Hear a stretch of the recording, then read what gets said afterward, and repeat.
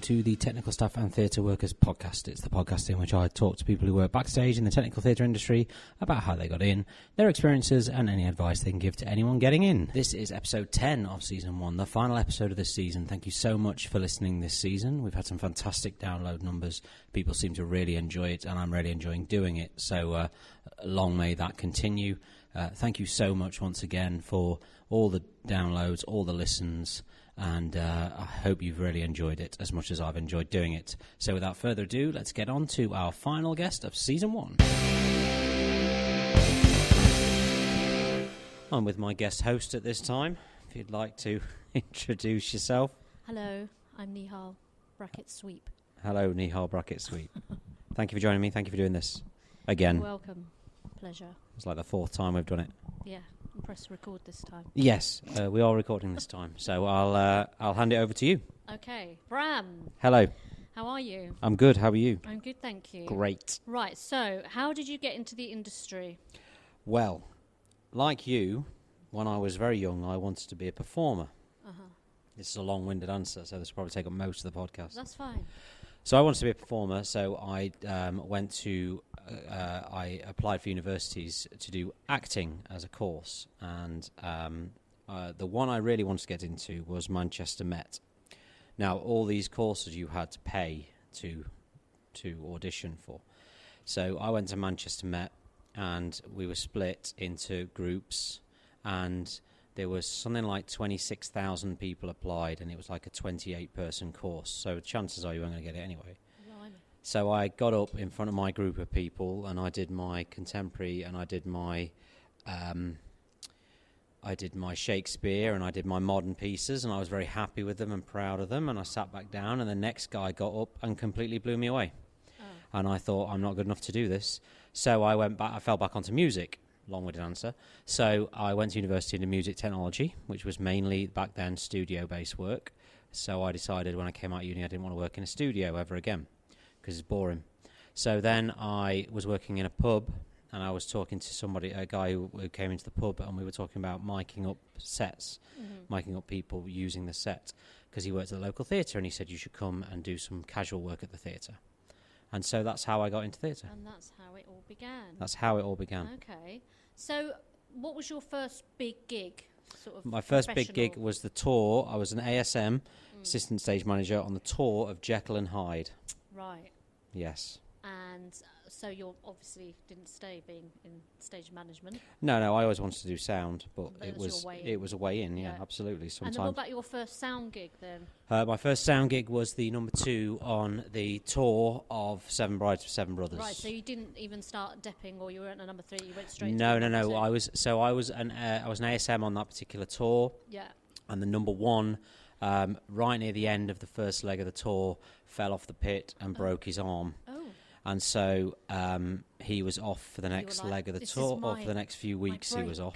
So the number 2 stepped up, so I stepped in and did the number 2's job, although I never actually learned to mix the show. Okay. And then that particular tour came into London, and so the number 2 on the tour went to number 1, and then I was the number 2.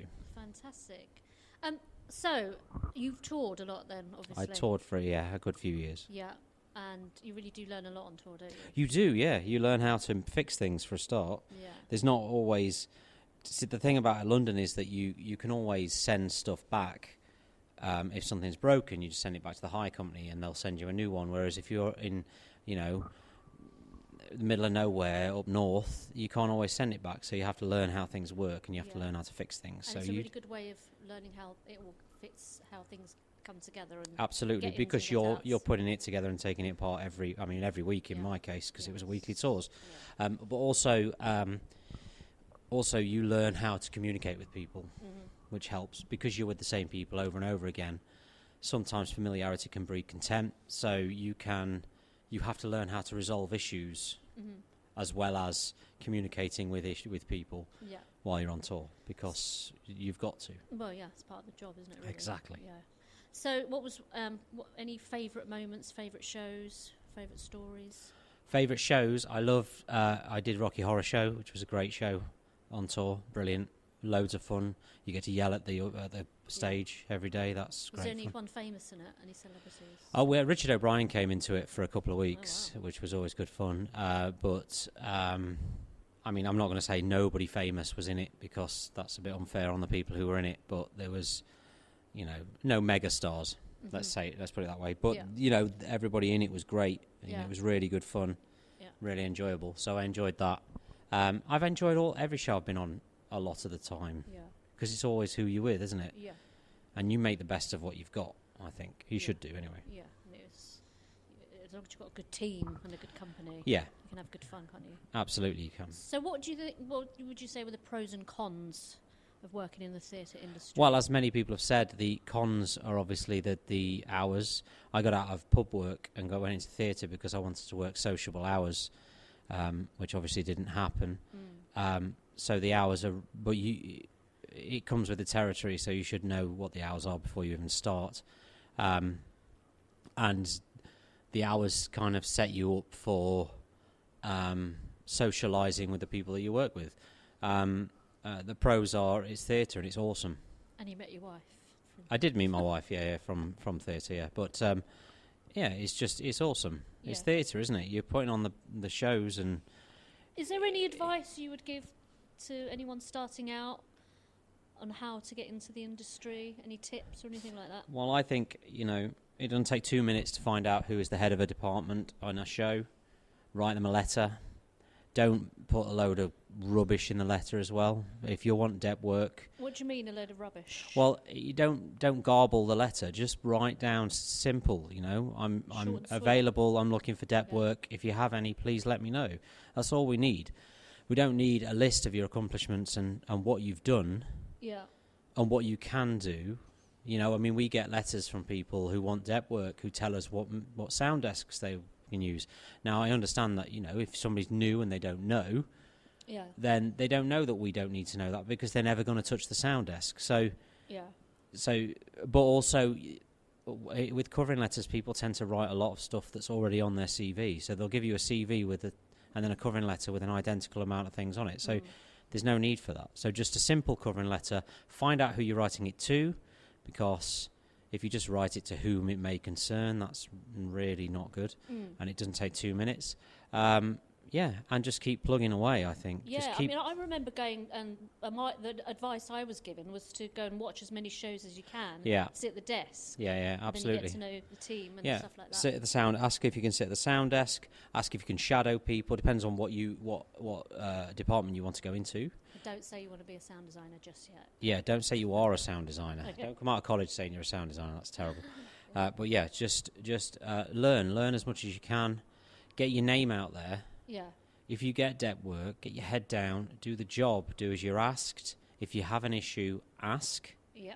Don't just think you can do it. If you don't know, it doesn't matter that you don't know. Yeah. It's better that you ask.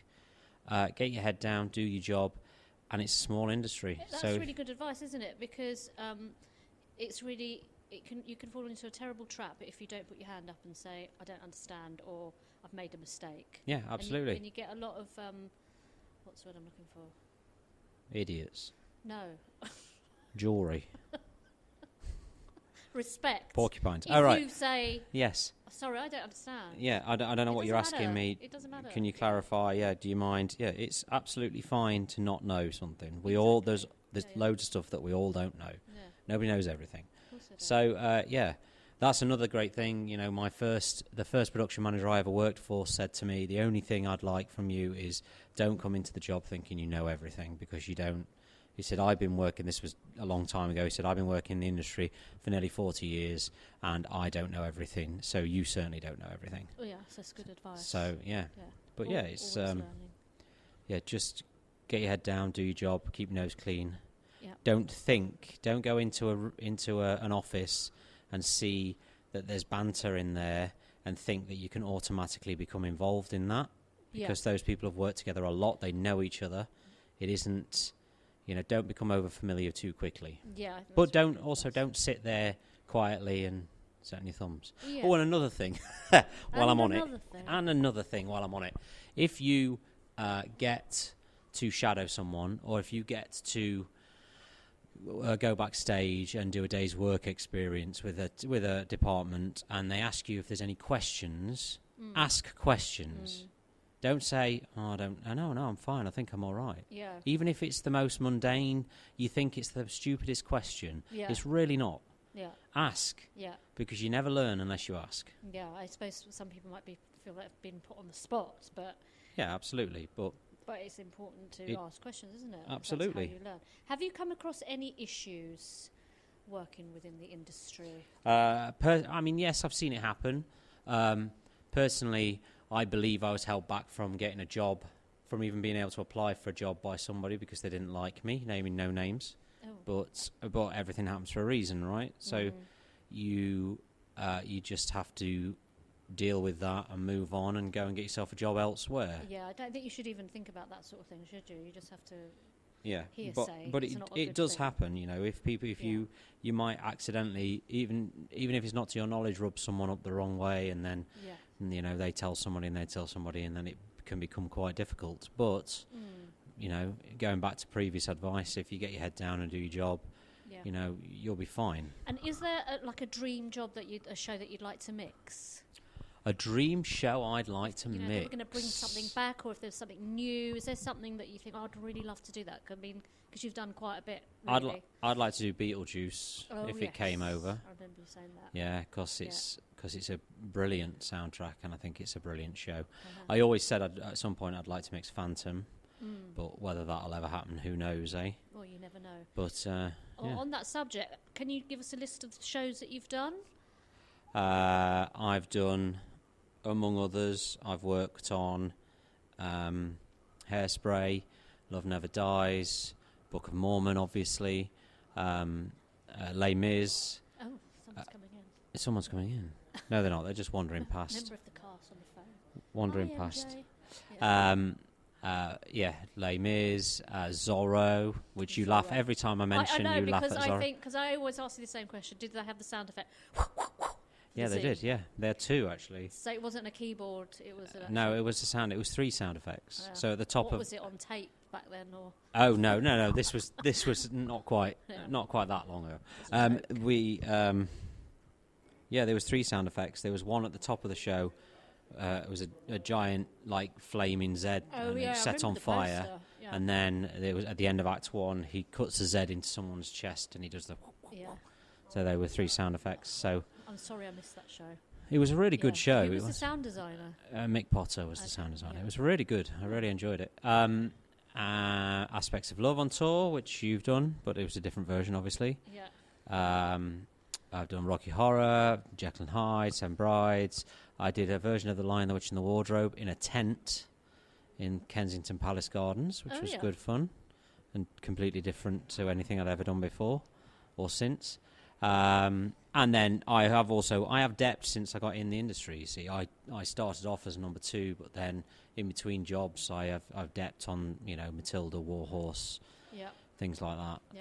Quite a few shows. So I think it's important to depth, isn't it? Of course it is, yeah. And if you ever find yourself out of work, just go and depth somewhere. Go and ask if they need a depth. So don't ever be too proud to ask. Yeah, and get in there and. Yeah. Don't think you're better than you are, because none of us are better than we are. I don't know what else to ask you. Rubbish at this, aren't I? No, it's fine. You've exhausted the whole. Plethora of questions that I said that you could. And are you enjoying yourself here at the Book of Mormon? Oh, of course I am. It's quite a tough mix, isn't it? It's relentless. That's the thing about it. I mean, yeah, every show is different when it comes to mixing a show. I'm a firm believer that you've got to be in the mood to mix. I know I do. If I'm not in the mood, I just on a show like this anyway. Because you just can't take your eye off the ball for a second, can you? No. There's absolutely. one song where you have a little bit of a respite. If you get a little, and if you get a little complacent with it, it'll bite you. Oh God, yeah. All shows do that. Yeah. Has anything like that ever happened to you? You got any stories where? Do you know what? I've got many a horror story, but I might save that for a bonus episode. Oh, that's a good idea. Yeah, I've got a few as well. God, embarrassing. Yeah, but they're not embarrassing, are they? But they're funny though, because it's only theatre. There's some legendary stories out there. Yeah. That, maybe that's a really good idea. What people do need to realise, going back to what I just said, is it is only theatre. We provide escapism for thousands of people. Yeah. And yes, you want it to be great. You want it to be spot on, but it ain't brain surgery. You know, it's not rocket science. No, but it's good to take pride in your work.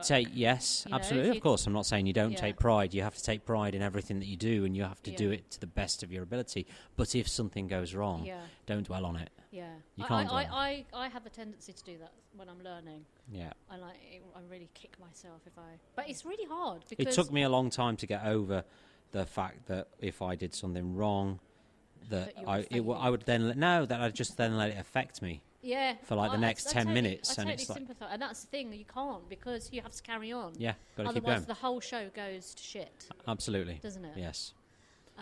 So you can't really do that. You just have to get over it and move on. And, it's really tough because you're learning, while the audience are in. Yeah, absolutely. Yeah, we are, yes. I mean, obviously you come in and you practice and you do all that. But, when you get your hands on the faders, your heart race.